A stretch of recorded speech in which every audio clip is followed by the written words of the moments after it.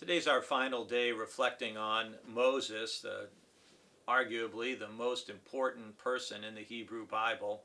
And today we end with a reference to Moses from the book of the Acts of the Apostles in chapter 7, where Stephen, one of the young Greek men who's appointed to be one of the first deacons in the church to help make sure that the Hellenistic widows aren't being neglected in the distribution of food, and Stephen is appointed to this ministry of service and witness and hospitality, and he quickly gets in trouble with the local religious authorities. And in Acts chapter 7 we have the longest speech we find in the New Testament, which is Stephen's recounting of how God has acted from the beginning all the way from Moses through David to the person of Jesus Christ. And in talking about Moses, in our verse for the day, in chapter 7, verse 37 in Acts, Stephen says, "This is the Moses who said to the Israelites,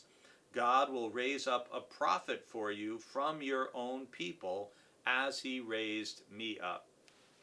Stephen goes on to make the point that the person who Moses was speaking about was in fact Jesus of Nazareth, who has now been crucified and raised from the dead and has ascended into heaven. And in talking about Jesus being the fulfillment or the answer to what God had spoken through Moses, Stephen is trying to convince the people that they should believe in Jesus too. That does not happen.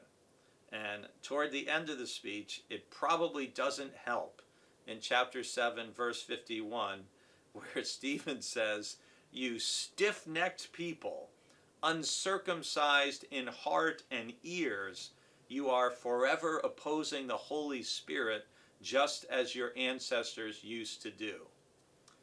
I'm going to go out on a limb here and say, strategically, this probably wasn't the best thing Stephen could have said at that moment. And he goes on to talk about, "Which of the prophets did your ancestors not persecute?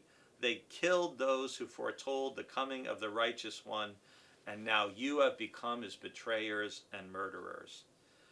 And when they hear these things, they're so enraged, they ground their teeth. And meanwhile, Stephen, filled with the Holy Spirit, gazes up into heaven. And here's a really significant moment. Chapter 7 of Acts, verse 55. "He gazed into heaven and saw the glory of God, and Jesus standing at the right hand of God."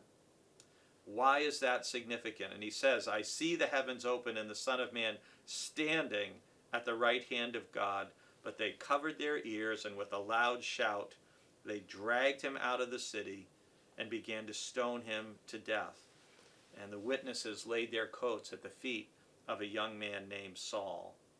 Part of why this is so significant to me, this story of Stephen talking about Moses and Jesus, and is that this is the only place in the New Testament where Jesus is portrayed or talked of standing at the right hand of God. Think about it. We always hear about Jesus is seated at the right hand of God. But Jesus stands for Stephen, because Stephen is faithful even to the point of losing his life in testifying to Jesus. Something to remember, something to admire.